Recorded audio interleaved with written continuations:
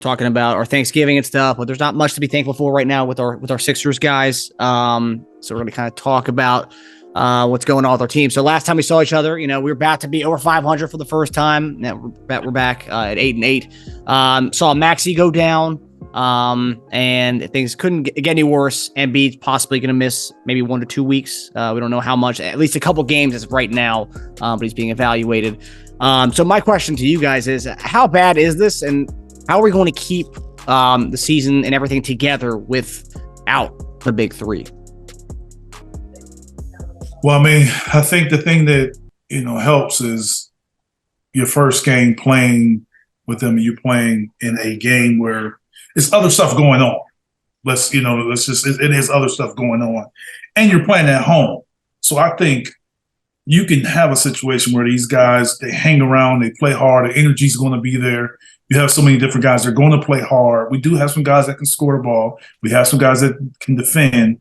So I think if we're able to play good complementary basketball, you helping each other, you're sharing the ball, you're hitting open shots, defending and rebounding, we can win games.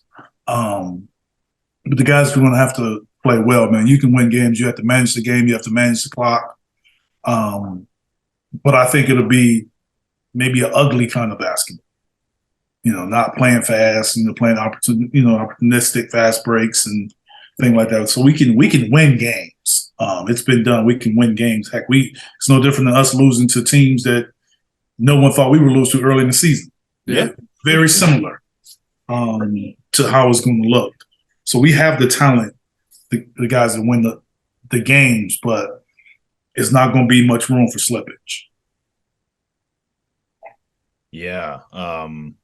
So Embiid's out, I think, let's just say 2 weeks. 1 to 2 weeks, I'm rounding up to 2. Always going the higher end. Yeah, especially with Joel, unfortunately. I'm going to go 2. I think Harden, at this point, probably will be coming back around the same time, judging by his original timeline, right? It's been 2 weeks, hasn't it? Yes, I wouldn't put James in before first or second week of December. That's my guess. Yeah, so by the 2 weeks from now, Harden, if he is out in the initial timeline, the same thing, around the same, that would be our next game after that would be Friday, December 9th. That's a little 2 weeks and change away. That's eight games. That's a big Friday too, right? That's a Laker game, right? That's right. So I can see them trying to get back for that one. You got Lakers, you got Golden State back-to-back Fridays in December. Yep, that's right. Those guys, if they're going to play in those games, they'll try to come back before. I don't think they would make those games their first game. The first one. So it's a big gap. Again, we have one of those 4 or 5 day rest days. It goes from Houston on Monday the 5th to Friday the 9th at LA. Oh, okay, because it's 3 straight road games. That's why we go through hell for a little while. Okay. So I would say if the issue is, do you want to start your first trip? Do you want to start your first game at home? You want to start on the road? I can see them coming back before then, especially if you say they got a gap. It's almost better to come back for that Houston game on the 5th. Yes, play a game and then have a gap. Yeah. And then see how their body reacts. How you feel and how you recover. Yeah, it's true. Your recovery is a little better for that next game.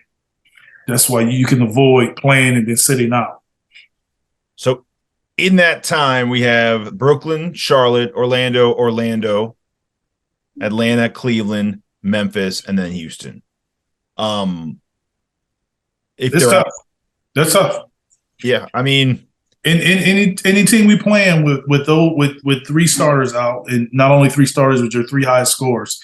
Any team you playing is tough. Yeah. So the schedule really doesn't matter as much as it is how many games we play while they're out.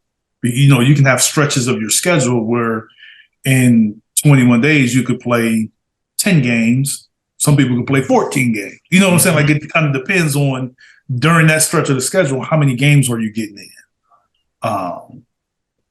Could be worse schedule-wise. We got Orlando twice, Charlotte, and Houston. It's some winnable games. Yeah. I mean, it's some winnable games. I think, but I do. That's what I'm saying.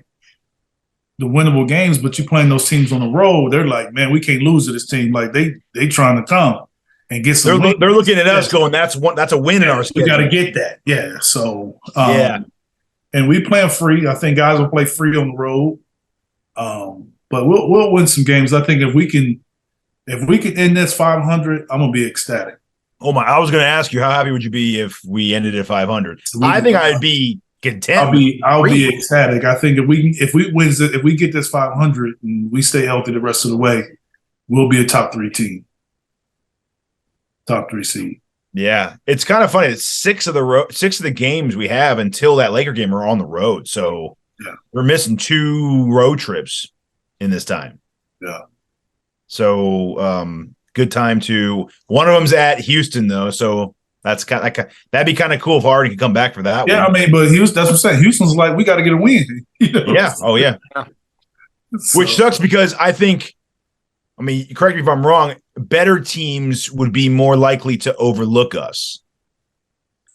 Yes, I think better teams would be more likely to overlook us or rest a guy early in games, but they're also good enough to come back from any deficit that we would get. Yeah, you know what I'm saying? They can even rest their best player and still have a better 5 on the court than us. I mean, you know, it's no different. You see, Golden State rested all those guys, and they went from winning at Houston to losing by almost 50. I know. The next day. It's crazy. Now, we're not resting 5. Hopefully, I don't know you guys if Tobias is going to play. He is. Yeah. Then that helps because you have a guy that you can go to. Especially you have a close game, you have a guy you can get a ball to that go get a bucket. Yeah. That was the next thing I was going to say. Tobias season. Time to – this is – I mean, we talk about earning contracts or money. He got to put up 20+. Now is the time to – got to put up 20+. And he's going to do it. He's going to do it. And Marcus was talking to me about the other day about this pretty much resembling, even with the coach, the LA Clipper Tobias team, which was pretty competitive that year, by the way. Yeah, I think I firmly believe they'll be competitive. You know, I think that even though his season sort of started off slow, I think now is the time that having Montrezl Harrell benefits you. Yes, absolutely. I think having Melton helps and benefits. Melton can score. So I think that we have some guys that can put shots up and get buckets like that. Like we can get it done. Do you see them keeping Harrell on the bench to give us to still give us that bench scoring and have maybe Reed start next to Tobias?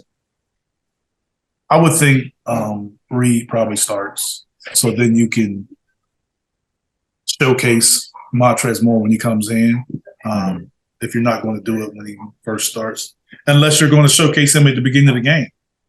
I just think you got to put him in position to, when you play him, give him the ball. Yeah, absolutely. Whereas I think the offense is going to completely run through Harris when he's out there alone. Yeah. So I'm going to be interested to see who our third scorer is, because I mean, if I was going to guess, I'd say Harris number 1.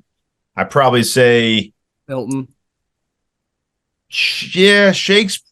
Yeah, I mean Shake or Melton, and then Harrell. Yeah, so I guess those are probably Shake has started, and he'll be more of a scorer than Melton. Yeah, those are my 4 top scorers. I would say Harris. Do you think Niang's role increases without those other guys? Because I mean, he's benefited the most with having a Maxey. He'll get more shots, but he's he gets his shots off of not necessarily plays being called for him, but guys. Feels attention. Yes. Yeah. So I don't know. I don't know what you do. I think now teams are more inclined to switch any pick and roll that he's in. Mm-hmm. So unless we're going to give him the ball on switches and let him post up on smaller guys, otherwise, I think that his shots will come, but they'll come based on your offense and how well you're, moving the ball, and if you're able to get some dribble penetration, he'll get it. And if Tobias goes off and teams have to double, then, maybe that'll happen. They got to find different ways to get Tobias the ball, get him in some mismatches and things like that. So the flow of his shots will come. I think that Niang's shots, teams are going to be more aware of him. But the situations from having, Joel and James out there, he may not get as many clean looks as he's been getting. Mm-hmm. Well, for anyone missing the process era, this next 2 weeks are going to be the closest thing to the process you're going to see.